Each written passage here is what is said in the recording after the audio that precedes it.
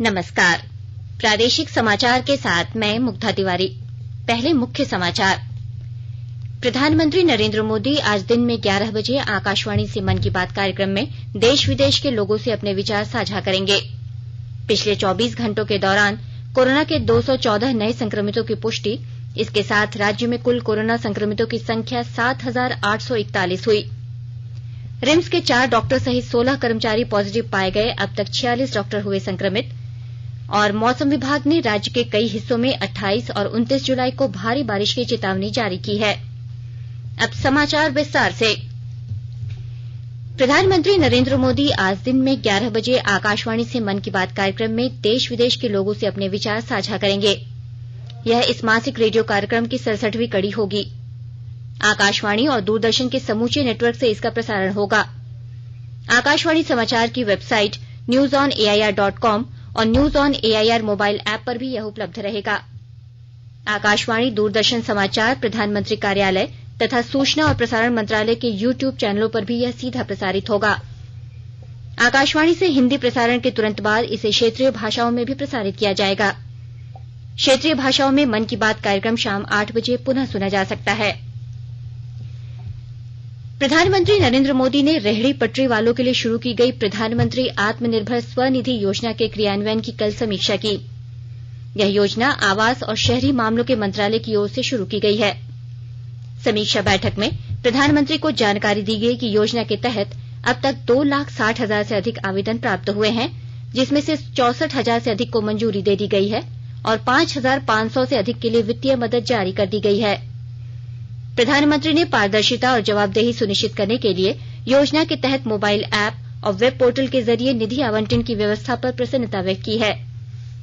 प्रधानमंत्री ने कहा कि रेहड़ी पटरी वालों को वित्तीय मदद पूरी तरह से डिजिटल माध्यम से होनी चाहिए। यह मदद उन्हें कच्चे माल से लेकर तैयार उत्पाद और उनकी बिक्री से जुड़ी सभी गतिविधियों के लिए मिलनी चाहिए। प्रधानमंत्री नरेंद्र मोदी कल भारतीय आयुर्विज्ञान अनुसंधान परिषद के नोएडा, कोलकाता और मुंबई स्थित 3 नई उच्च क्षमता वाली प्रयोगशालाओं का उद्घाटन करेंगे।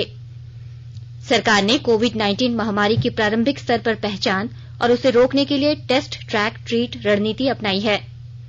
इसके तहत परिषद ने कोरोना वायरस के प्रकोप से सफलतापूर्वक निपटने के लिए टेस्ट की क्षमता को बढ़ाने का फैसला किया है।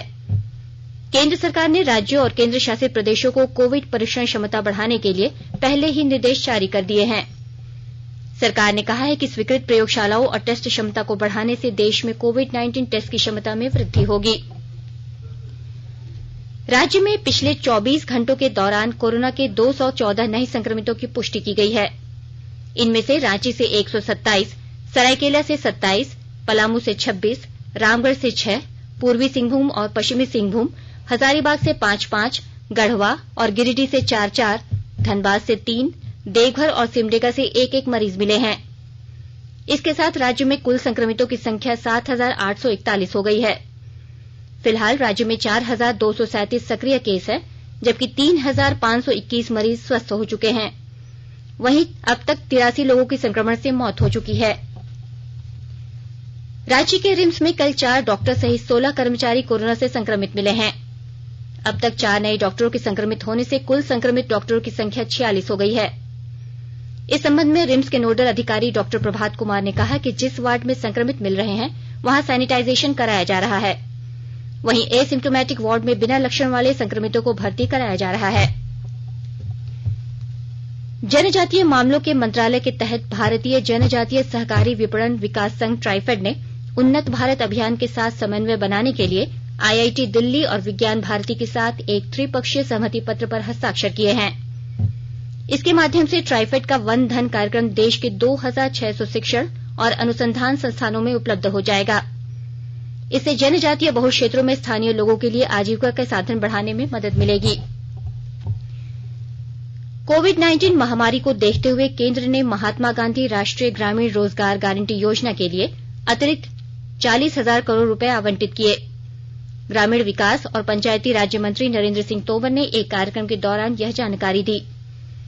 उन्होंने राज्यों से कहा है कि वे ये सुनिश्चित करें कि ग्राम पंचायतों को मिलने वाले धन का इस्तेमाल पूरी तरह से गांवों के विकास के लिए हो।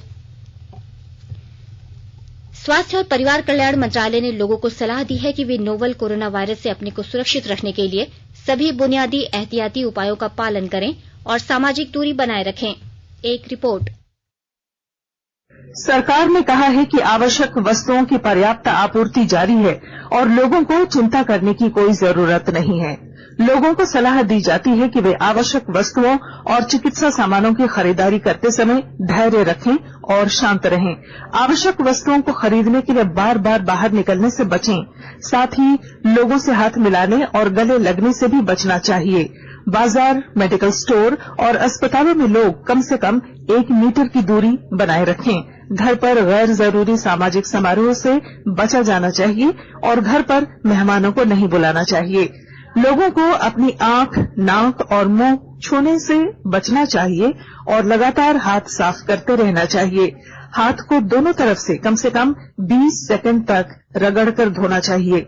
यदि कोई व्यक्ति खांसी या बुखार से पीड़ित है तो वह दूसरों के संपर्क में आने से बचे और डॉक्टर से तुरंत परामर्श ले। स्वास्थ्य मंत्रालय ने कोरोना वायरस के बारे में जानकारी के लिए एक टोल फ्री नंबर 1075 जारी किया है। इधर राज्य सरकार की ओर से भी कई दिशा निर्देश जारी किए गए हैं।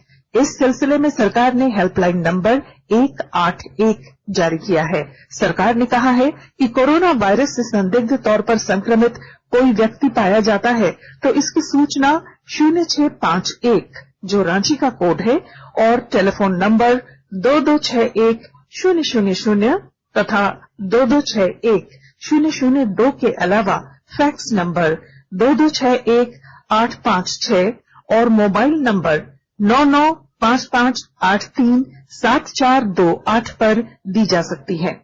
आकाशवाणी रांची भी आपसे अपील करता है कि कोविड-19 के संक्रमण से बचने और अन्य लोगों को सुरक्षित रखने के लिए कृपया घर पर ही रहें और सरकारी दिशा निर्देशों का पालन करें। आकाशवाणी के ताजातरीन समाचारों के लिए आप हमारी वेबसाइट newsonair.com पर लॉग ऑन कर सकते हैं। ताजा समाचार ट्विटर @AIR न्यूज अलर्ट्स और Facebook page all India radio news पर भी उपलब्ध है।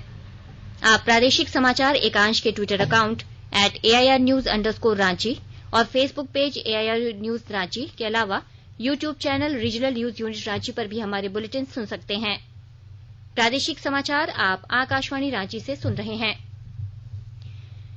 देश में 56 विधानसभा सीट और 1 लोकसभा सीट के लिए समय पर चुनाव कराने के फैसले के बाद दुमका उपचुनाव की संभावना है। विस्तृत ब्यौरे के साथ हमारे दुमका संवाददाता। चुनाव आयोग की शुक्रवार की बैठक में देश में विधानसभाओं की 56 और लोकसभा की 1 सीट पर समय पर उपचुनाव कराने के फैसले के बाद दुमका विधानसभा सीट के लिए जल्द उपचुनाव होने की संभावना बन रही है। इसे देखते हुए भारतीय जनता पार्टी और झारखंड मुक्ति मोर्चा सहित सभी राजनीतिक दलों की सक्रियता बढ़ गई है। कोरोना संक्रमण के भय के कारण सामूहिक तौर पर किसी प्रकार की चुनावी गतिविधि अभी बंद है, किंतु वर्चुअल जनसंपर्क अभियान सभी दल चला रहे हैं। गौरतलब है कि दुमका विधानसभा सीट से 2019 की चुनाव में भारतीय जनता पार्टी के प्रत्याशी को हराकर झारखंड मुक्ति मोर्चा के उम्मीदवार के तौर पर हेमंत सोरेन यहां से निर्वाचित हुए थे। बरहट विधानसभा सीट से भी जीतने के कारण हेमंत सोरेन ने बाद में दुमका सीट खाली कर दी थी, लिहाजा इस सीट पर इस साल उपचुनाव होना है। झारखंड मुक्ति मोर्चा इस सीट पर दोबारा जीत हासिल करना चाहती है, वहीं भारतीय जनता पार्टी 2014 के नतीजे को दोहराने की कोशिश में है। RK नीरद, आकाशवाणी समाचार, दुमका। राज्यपाल द्रौपदी मुर्मू ने कल मुख्य सचिव सुखदेव सिंह और स्वास्थ्य विभाग के प्रधान सचिव डॉक्टर नितिन मदन कुलकर्णी के साथ कोरोना वायरस के तेजी से बढ़ते संक्रमण की रोक के प्रयासों की गहन समीक्षा की। इस बैठक में श्रीमती मुर्मू ने तेजी से बढ़ रहे कोरोना संक्रमण पर चिंता जताते हुए अस्पतालों में बेड बढ़ाने और सैंपल जांच में तेजी लाने का निर्देश दिया। इसके लिए उन्होंने रणनीति के तहत कार्य करने का आदेश भी दिया। पश्चिमी सिंहभूम जिले में कल कोविड-19 की जांच के दौरान कुल 14 व्यक्ति संक्रमित पाए गए। इनमें 7 जिला पुलिस के जवान, 1 CRPF का जवान, 2 सिविल कोर्ट के कर्मचारी और 1 स्वास्थ्य कर्मी सहित चक्रधरपुर, जगन्नाथपुर और सिंह पोखरिया का एक व्यक्ति संक्रमित पाया गया। बोकारो जिले के शहरी क्षेत्रों में कोरोना संक्रमण के प्रभाव को देखते हुए उपायुक्त राजेश कुमार सिंह ने सरकारी निर्देशों का उल्लंघन करने वालों के खिलाफ सख्ती बरतने को कहा है। जिले के 60 वैसे दुकानों को प्रशासन ने सील कर दिया जहां मास्क पहनने की अनिवार्यता और सोशल डिस्टेंसिंग का अनुपालन नहीं हो रहा था। दूसरी तरफ शहरी क्षेत्रों में पुलिस द्वारा सघन जांच अभियान भी चलाया जा रहा है। कोडरमा जिले के होली फैमिली में बने कोविड-19 अस्पताल से 21 संक्रमित मरीजों को स्वस्थ होने के बाद छुट्टी दे दी गई। अस्पताल प्रशासन की ओर से उन्हें 14 दिन की अतिरिक्त होम क्वारंटाइन की सलाह दी गई है। स्वस्थ हुए लोगों में कई छोटे छोटे बच्चे और महिलाएं भी शामिल थीं। वहीं दूसरी तरफ 7 लोगों की रिपोर्ट पॉजिटिव आने के बाद उन्हें कोविड-19 अस्पताल में भर्ती करा दिया गया है। जामताड़ा जिले में कोरोना मरीजों की संख्या लगातार बढ़ रही है। जिला प्रशासन एवं स्वास्थ्य विभाग हाई अलर्ट पर है। जिले के कुंडहित और नारायणपुरा से एक कोरोना पॉजिटिव मरीजों की पुष्टि हुई है। जिले में अब कुल कोरोना संक्रमितों की संख्या बढ़कर 27 हो गई है। संक्रमित व्यक्तियों को कोविड-19 अस्पताल उदलबनी में भर्ती कर इलाज किया जा रहा है। साहिबगंज जिले में कोरोना संक्रमितों की कुल संख्या बढ़कर 146 हो चुकी है। साहिबगंज में कल 9 नए कोरोना संक्रमित मरीज मिले हैं। इसके साथ जिले में 94 एक्टिव केस है। 50 मरीज ठीक होकर घर लौट चुके हैं, जबकि 2 की मृत्यु हो चुकी है। पलामू टाइगर रिजर्व में बीमार जीव और छोटे वन जीवों की मौत को लेकर वन रक्षी और ट्रैकर पर सीधे कार्रवाई होगी। विस्तृत ब्यौरे के साथ हमारे पलामू संवाददाता। पलामू टाइगर रिजर्व में बीमार वन्य जीव और छोटे जानवरों की मौत पर वन रक्षी और ट्रैकर पर सीधे कार्रवाई होगी। वन कानून के तहत मौत होने वाले क्षेत्र के वनपाल और ट्रैकर के खिलाफ FIR दर्ज कराई जाएगी। साथ ही उनके खिलाफ विभागीय कार्रवाई भी होगी। पलामू टाइगर रिजर्व में तैनात सभी रेंजर्स को वन जीवों की तरह हर सप्ताह खैरियत रिपोर्ट देनी होगी। इस रिपोर्ट में रेंजर को बताना होगा कि कौन सा जानवर किस हालत में है। मामले में पलामू टाइगर रिजर्व के डायरेक्टर YEA के दास ने बताया कि इस तरह के कदम से यह पता चल पाएगा कि कौन सा जानवर किस हालात में है। बीमार और छोटे जानवरों को मदद पहुंचाने में आसानी होगी। जसप्रीत सिंह, आकाशवाणी समाचार, पलामू। मौसम विभाग ने राज्य के कई हिस्सों में 28 और 29 जुलाई को भारी बारिश की चेतावनी जारी की है। विभाग ने कहा है कि अभी राज्य में मानसून सामान्य है। इन 2 दिनों में मानसून की सक्रियता बढ़ सकती है। विभाग के अनुसार राजधानी रांची सहित विभिन्न क्षेत्रों में रुक रुक कर बारिश हुई है। 30 जुलाई के बाद मानसून कमजोर पड़ सकता है। और आइए अब जानते हैं राज्य के प्रमुख अखबारों की आज की सुर्खियां। राज्य के सभी अखबारों ने कोरोना संक्रमण के बढ़ते रफ्तार के साथ साथ सावधानी ही बचाव को प्रमुखता से स्थान दिया है। हिन्दुस्तान ने अपने पहले पन्ने पर भारत के लिए 2 बड़ी चेतावनी के तहत बैंकिंग सेवाओं पर साइबर साजिश और देश में IS के आतंकी खतरे को प्रमुखता से जगह दी है। वहीं अक्टूबर महीने तक चरम हो सकता है कोरोना का संक्रमण की खबर को प्रभात खबर ने अपने पहले पन्ने पर छापा है। दैनिक जागरण ने झारखंड में पत्थलगड़ी की मास्टरमाइंड बबीता समेत अन्य 3 की गिरफ्तारी को पहले पन्ने पर जगह दी है। जबकि दैनिक भास्कर ने राज्य में कोरोना संक्रमितों की लगातार बढ़ती संख्या और स्वास्थ्य विभाग की कमियों को खबर को प्रमुख स्थान दिया है।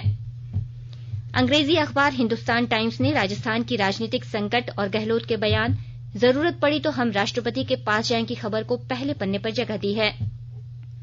संडे टाइम्स ने अपने पहले पन्ने पर राजस्थान के वर्तमान राजनीतिक घटनाक्रम को प्रमुखता से छापा है। अंत में मुख्य समाचार एक बार फिर। प्रधानमंत्री नरेंद्र मोदी आज दिन में 11 बजे आकाशवाणी से मन की बात कार्यक्रम में देश विदेश के लोगों से अपने विचार साझा करेंगे।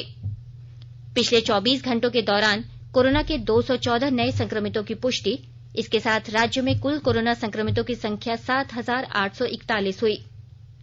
रिम्स के 4 डॉक्टर सहित 16 कर्मचारी पॉजिटिव पाए गए। अब तक 46 डॉक्टर हुए संक्रमित। और मौसम विभाग ने राज्य के कई हिस्सों में 28 और 29 जुलाई को भारी बारिश की चेतावनी जारी की है।